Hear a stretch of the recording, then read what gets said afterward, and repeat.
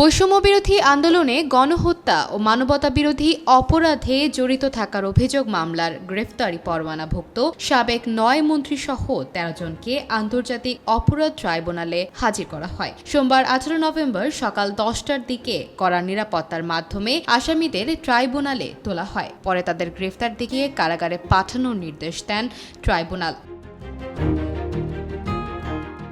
এ সময় ট্রাইব্যুনাল থেকে কারাগারে নেয়ার পথে বেশিরভাগ আসামিদের মুখে ছিল হাসিমাখা। তবে ব্যতিক্রমী অবয়বে দেখা গেছে সাবেক ডাক, টেলিযোগাযোগ ও তথ্য প্রযুক্তি প্রতিমন্ত্রী জুনাইদ আহমেদ পলককে। উপস্থিতিদের উদ্দেশ্যে হাতজোড় করে দোয়া প্রার্থনা করেছেন তিনি। পলকের এই পলকহীন দৃশ্য মুহূর্তেই ভাইরাল হয় সোশ্যাল মিডিয়ায়।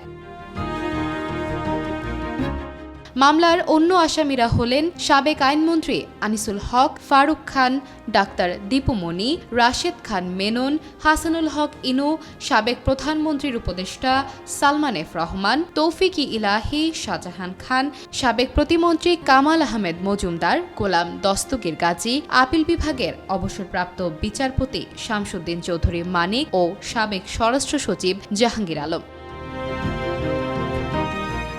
প্রসঙ্গত, স্বাধীনতার ৩৯ বছর পর ২০১০ সালে ৭১-এর মানবতাবিরোধী অপরাধের বিচারের জন্য আন্তর্জাতিক অপরাধ ট্রাইব্যুনাল গঠন করা হয়। ওই বছরের ২৫ মার্চ ট্রাইব্যুনালের আনুষ্ঠানিক যাত্রা শুরু হয়। ২০১৫ সালের পর থেকে ট্রাইব্যুনালের কার্যক্রম অনেকটা গতি হারিয়ে ফেলে। তবে হাসিনা সরকারের পতনের পর ফের ট্রাইব্যুনালের কার্যক্রম নতুনভাবে শুরু হয়েছে।